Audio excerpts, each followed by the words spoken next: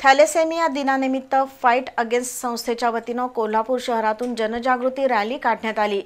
शहराच्या प्रमुख मार्गावरून काढलेल्या या रॅलीत थॅलेसेमिया आजाराबद्दलची माहिती असणारे फलक होते।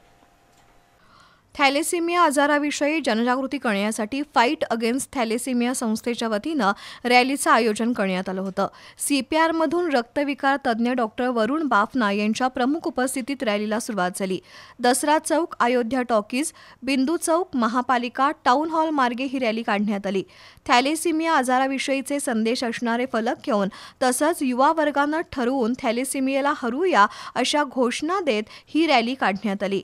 या रॅलीत कोल्हापूर फाईट अगेन्स्ट थॅलेसेमिया संस्थेचे अध्यक्ष धनंजय नामजोशी, उमेश पाटील, अनिश पोद्दार, निखिल कोकाटे, राहुल गोखले, दत्तात्रय कदम, गुरुप्रसाद पोद्दार, ऋषिकेश पोळ यांच्यासह थॅलेसेमिया रुग्ण, नर्सिंग कॉलेजचे विद्यार्थी, सिद्धगिरी नर्सिंग कॉलेजचे विद्यार्थी, CPR-मधील कर्मचारी आणि NSSचे विद्यार्थी सहभागी झाले होते।